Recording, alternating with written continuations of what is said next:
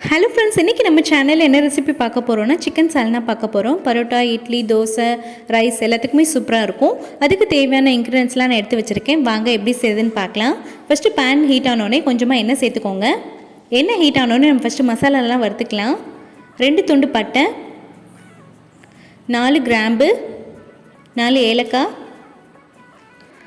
சோம்பு 1 spoon, 1 star, அதுக்கப்புறம் கொஞ்சமாக கல்பாசி, அது கூடவே 1 ஸ்பூன் சீரகம், 1 காஞ்ச மிளகாய், 1 ஸ்பூன் கசகசா, 6 போல் கேஷ்யூநட், கொஞ்சமாக மிளகு. இதோட ராஸ்மெல் போகிற வரைக்கும் வதக்கிக்கோங்க. இப்போ நல்லா வதங்கிருச்சு. இப்போ கொஞ்சமாக தேங்காய் சேர்த்துக்கலாம்.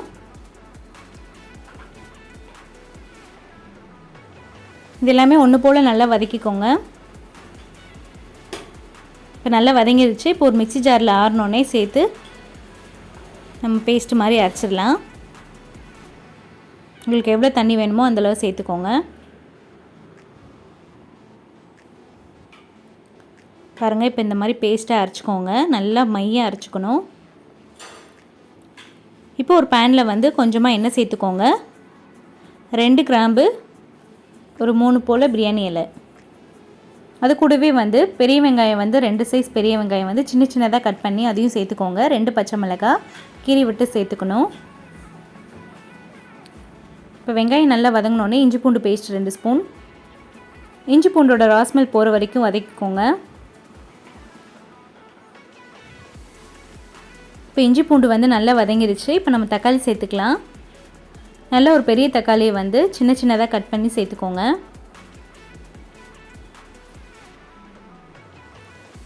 இப்போ மல்லி இலையும் புதினாவும் சேர்த்துக்கலாம்.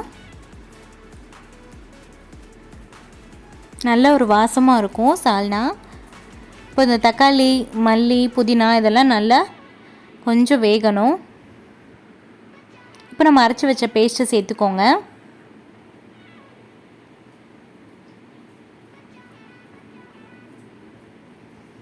இப்போ நல்லா மிக்ஸ் பண்ணி விட்டுருங்க. இப்போ 2 நிமிஷம் வதக்கிட்டு நம்ம மசாலா ஐட்டம்ஸ்லாம் சேர்த்துக்கலாம். ஃபஸ்ட்டு மஞ்சள் தூள், 1 ஸ்பூன் நார்மல் சில்லி, இன்னொரு ஸ்பூன் காஷ்மீரி சில்லி பவுடர், கொஞ்சம் நல்ல ஒரு கலர் கொடுக்கும் அதுக்காக. அதுக்கப்புறம் 1 ஸ்பூன் கரம் மசாலா இல்லைன்னா கறி மசாலா, சிக்கன் மசாலா இதனால் ஓகே தான். அப்போது தேவையான அளவு உப்பு. இப்போ இதெல்லாமே நல்லா கலந்து விட்டுருங்க.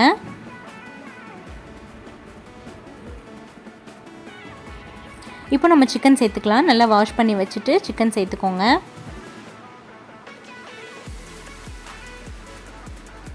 சிக்கனோட இந்த மசாலாவை நல்லா மிக்ஸ் பண்ணி விட்டுருங்க.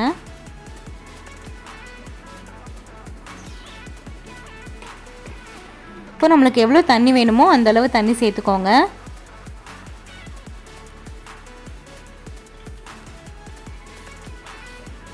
சால்னா கொஞ்சம் தண்ணியாக தான் இருக்கும். அதனால் உங்களுக்கு கொஞ்சம் எப்படி வேணுமோ அந்த அளவுக்கு சேர்த்துக்கோங்க. இப்போ இந்த சிக்கன் நல்லா வேகணும். ஒரு மூடி போட்டு மூடி வச்சிடலாம்.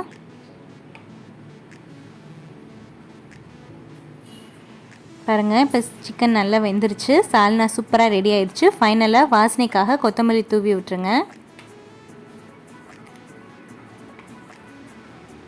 அவ்வளோதான், நம்மளோட சூப்பரான சிக்கன் சால்னா ரெடி ஆயிடுச்சு.